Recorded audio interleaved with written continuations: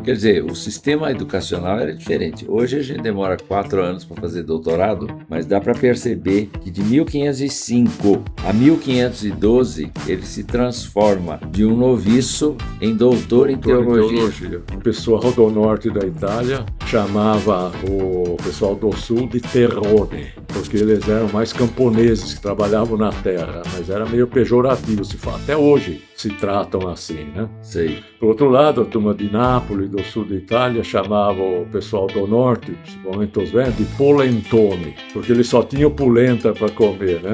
O melhor presente que ele poderia ter recebido, né? Ter recebido, sem dúvida.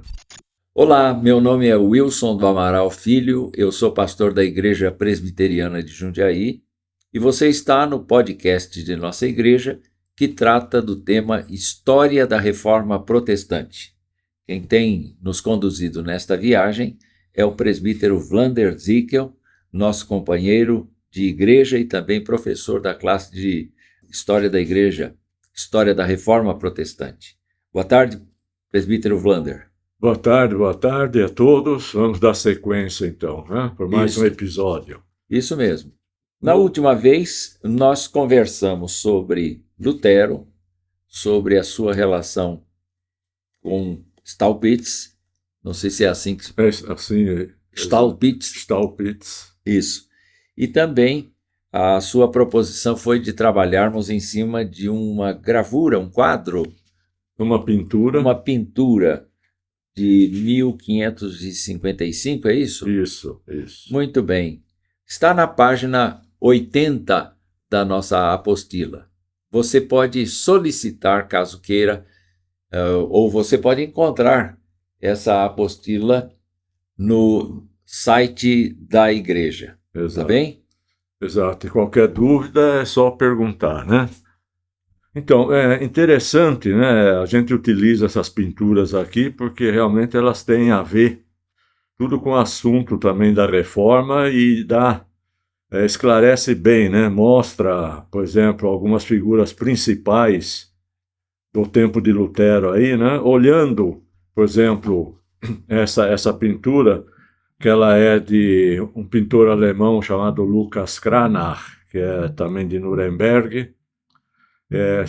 Na cidade lá, em várias igrejas tem muitas pinturas, né, dele, tanto o pai quanto o filho, né?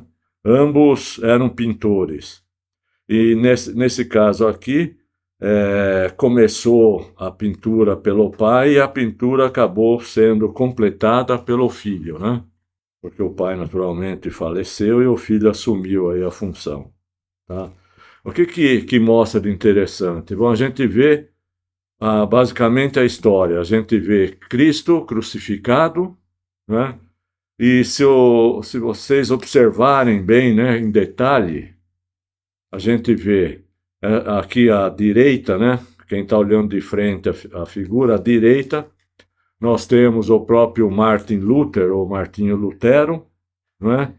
E o que a gente nota da chaga, né, do ferimento da lança ao lado aqui de Cristo, espirra o sangue e o sangue cai sobre Lutero, dando aquele significado, lavado pelo sangue de Cristo, né?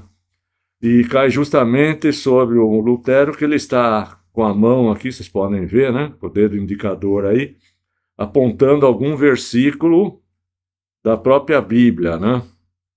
Até imagino que poderia ser, até eles devem ter pensado até no versículo de Romanos, por exemplo, né? O justo viverá pela fé, por exemplo, né? Porque esta é uma das formas pelas quais Lutero efetivamente demonstrou toda a sua teologia da cruz, né? Da cruz.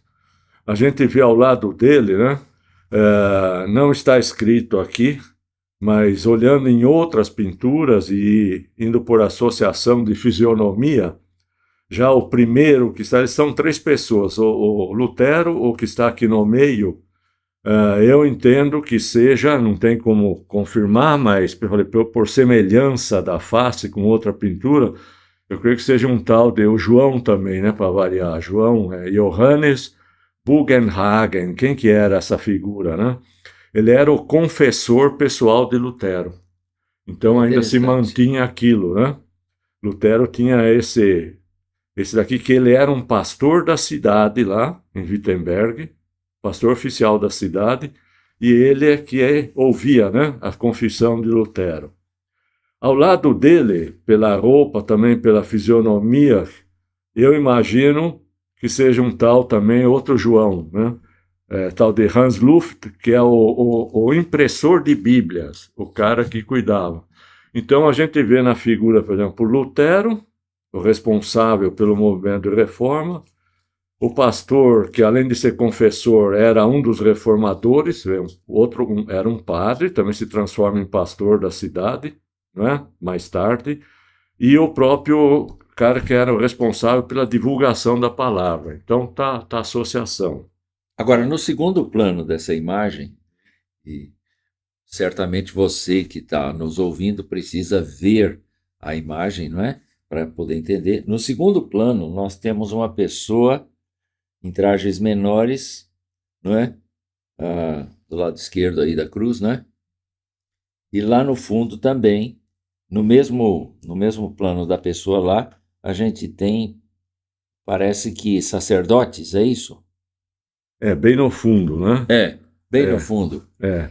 Isso tem alguma representação também ou não? Seriam como que, pelo que eu vejo, parece dois grupos, né, distintos. É. Mas eu não, como não tem escrito, né, assim, eu não, talvez fosse um grupo mais representando o pessoal da própria Cúria Romana e outro já um movimento reformista, né?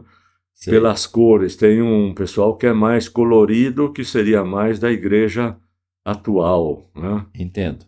Embaixo, Mas eles têm também um texto escrito ali nas mãos, bem próximo da perna, bem próximo do pé de Jesus. eu imagino também que seja um grupo cuidando também da própria reforma. Eu não porque eles- consigo enxergar bem, mas essas são as tábuas, os mandamentos, me parece, né? Os 10 mandamentos. É, Então, uma associação. tá certo. No papel aqui não fica muito claro. O que me parece é que eles estão com vestes sacerdotais, portanto, eles podem significar a igreja, o código estabelecido pela igreja, e a pessoa que está do outro lado, em trajes menores, Sim. parece ter um ar de zombaria É, em relação ao que ele está vendo ali. o que está acontecendo. Correndo, né? Como se estivesse fugindo. É, E aqui embaixo mesmo a gente vê que seria como que representando o próprio inferno.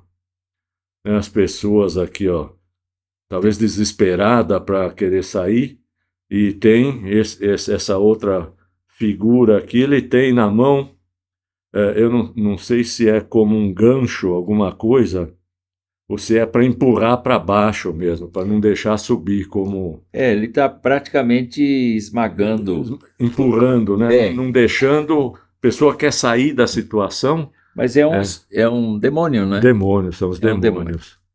demônio. E aqui o Cordeiro de Deus, né? Representado aqui, Isso. É muito simbólica essa essa figura. né? E ela retrata, sim, aquilo que estava passando pela cabeça das pessoas na época, né? E ainda tem um detalhe no Lutero, né? Que pode ser observado no colarinho dele, porque a vestimenta preta, né?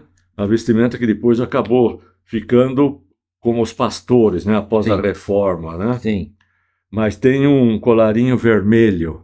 Então, isso daqui se diz que é como uma observação irônica que o Lucas Cranach, o pintor, pôs, simbolizando o seguinte: ó, o próprio Lutero, assim como Savonarola, eles foram tentados pela Cúria para que deixassem a heresia, se retratassem, e seriam promovidos a cardeal. Então, como sempre um ato irônico, é a palavra alemã que diz aqui, né? Simbolizando que ele estava aqui com esse colarinho, e serve como lembrança, né, de que ele tentou ser corrompido pela igreja para que se retratasse, e com isso ele galgaria uma posição maior dentro da cúria. Tá?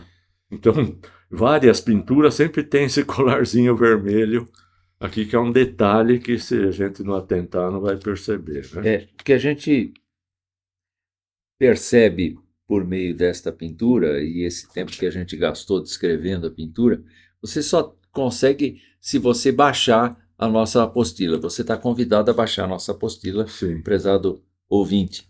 Mas, falando da pintura, ela tem esse tom, então, já que retrata não apenas a condição social, mas também a condição teológica, a condição de distanciamento de Lutero com a sua igreja de origem, né? exato.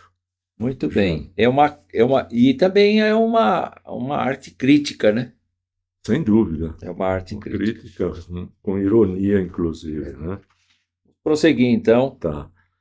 Bom, ainda agora temos mais um detalhe do pai espiritual de Lutero, esse Staupitz, que ele dizia para Lutero que o arrependimento não consistia no cumprimento simplesmente de penitências, que nós já vimos o que era, né? Aham. Mas na mudança do coração e na contemplação do sacrifício de Cristo, né? E mesmo assim, Lutero, ele sempre recaía em abatimento, né? A gente sabe a luta que ele tinha, né? E uma certa vez, Lutero ainda lhe disse, né, mais uma Ou vez, Staupitz, que Staupitz lhe disse mais uma vez, né? Disse a Lutero: por acaso quereria ser pecador somente em figura e ter um Salvador somente em imagem? Sabes que Jesus Cristo é Salvador mesmo daqueles que são, indubitavelmente, os maiores pecadores e dignos de toda condenação, que têm blasfemado, cometido adultério e assassinato. Quando Deus abandonou seu Filho por nós, não foi por pouca coisa. E em seguida, o Staupitz presenteou Lutero com um exemplar da Bíblia. o melhor presente que ele poderia ter recebido, né? Ter recebido, sem dúvida.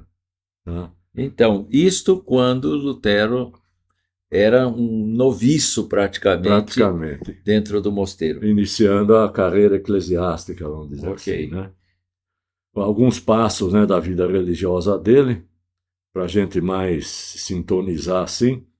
Em 17 de julho de 1505, sempre lembrando a reforma que a gente comemora em 1517.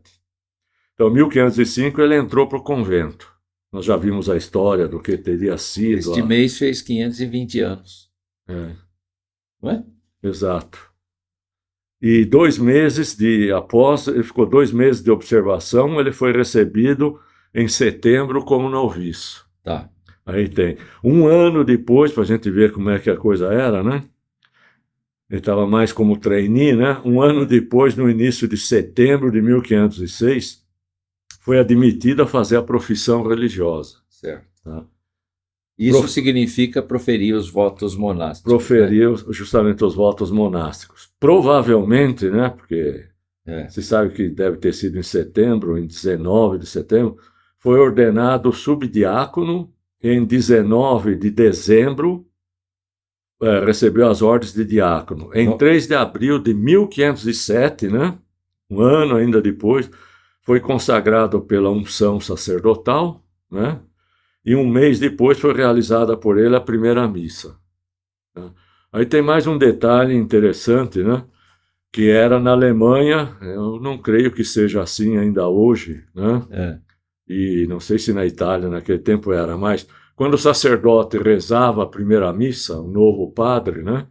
Ele podia dar uma festa, onde vinham os parentes, os amigos mais chegados, a turma trazia uns presentes, trazia alguns bens para serem dados à igreja, e ele dançava, tinha o direito, ele dançava com a mãe dele. Tá? Ah, entendo. Agora fala, mas e se a mãe já fosse falecida, né? Então aí se diz o seguinte, se a mãe já fosse falecida, quando ele realizava a primeira missa, caso a alma da mãe estivesse no purgatório, a alma da mãe era libertada naquele momento e ia direto para os céus. Nossa, Tá? Veja a tradição como é que era, né? é. E a mãe dele já era falecida naquele tempo ou não? Não, não, Não. ela estava, Será que ela dançou com ele? pelo que consta aqui, mas é uma coisa que hoje eu imagino que não tenha mais, né? É, Tem. Em outubro de 1508, ele foi chamado para ser professor em Wittenberg, quer dizer, como que ele era um indivíduo capacitado. sim. Dava aulas, né, e também estudava para se tornar bacharel em teologia. A gente sabe, né, pelos escritos, que ele estudava fortemente, assim, se dedicava muito ao hebraico e ao grego. Estava Tá? na época, né? Porque no Renascimento, as línguas originais, as línguas chamadas mortas naquele tempo, né? E originais de grego e hebraico estavam sendo trazidas de volta De pelo volta. Renascimento. A Grécia era sempre importante, né? É, Filosofia, isso, tudo. exato. E em 1509, então, ele recebeu o grau de bacharel em teologia, e em 1512, em outubro, o de doutor em teologia. Né? Quer dizer, o sistema educacional era diferente. Hoje a gente demora quatro anos para fazer doutorado, mas dá para perceber que de 1505 a 1512 ele se transforma de um noviço em doutor em Doutor em teologia. teologia. Não tinha tanto, a matéria já eram mais reduzidas, né? Sim. Não, era uma outra configuração, né? Configuração, né? É. Outro detalhe importante na vida dele, que abre os olhos dele, né? Em outubro de 1510, ele é enviado para Roma para participar, representando o O convento convento de de Erfurt, Erfurt, né? Para discutir assuntos políticos da ordem, né? Da ordem dos agostiniana, agostinianos. né? Que ele pertencia. Isso. Se diz que essa viagem abriu os olhos dele mais ainda, né, para os desmandos da igreja, tudo que estava acontecendo. Sei. Viagem de ida e volta levou 5 meses. Hoje você pega um avião à noite e de manhã você está na Itália, Na né? Itália. Eram 2 meses para ir, ficou 1 mês na Itália e 2 meses para voltar. Né? Carroça, cavalo e andando, né? Não tinha muita variação, não. Mas é importante, por exemplo, no caminho dele até para Roma, ele passa na Lombardia, né? Capital, Milão, capital da Lombardia, que é a área até hoje é a parte da Itália mais desenvolvida, né? Hum, E que sempre gerou um certo ciúmes entre a parte mais do norte da Itália com a parte do sul, né? entendo. Só como conhecimento, o pessoal do norte da Itália chamava o pessoal do sul de terrone, porque eles eram mais camponeses que trabalhavam na terra, mas era meio pejorativo, até hoje se tratam assim, né? Sei. Por outro lado, a turma de Nápoles, do sul da Itália, chamava o pessoal do norte, principalmente os velhos, de polentone, porque eles só tinham polenta para comer, né? Então, para ver a miséria que era, e daí veio o forte da imigração italiana, que é o pessoal do norte, os vênetos, né? E que foram principalmente para os estados do sul do Brasil. E Ah, só tinha entendo. polenta para comer, né? Entendo. Tanto que eles tinham uma deficiência de vitamina que dava umas doenças na pele. Eu não sei se era bem um escorbuto, alguma coisa assim. Só como história a mais, né? Agora, o que ele observou aí?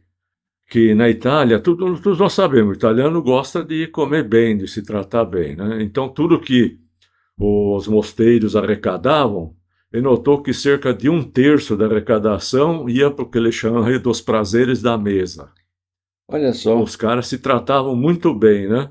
Ele Sei. ficou abismado com isso, porque na Alemanha não era uma verba não parlamentar, né? Uma verba que entrava de doações, né?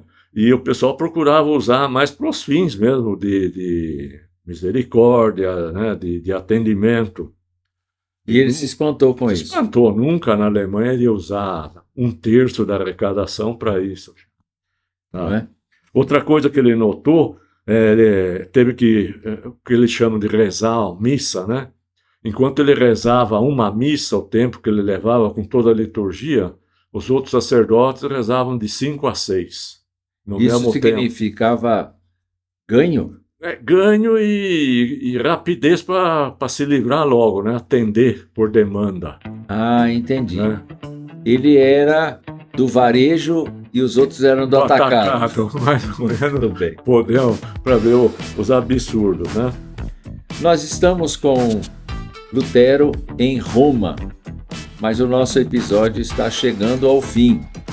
E nós queremos que você continue ouvindo essa história tão interessante no próximo episódio. Por isso, nós convidamos você para voltar a nos ouvir. Um forte abraço.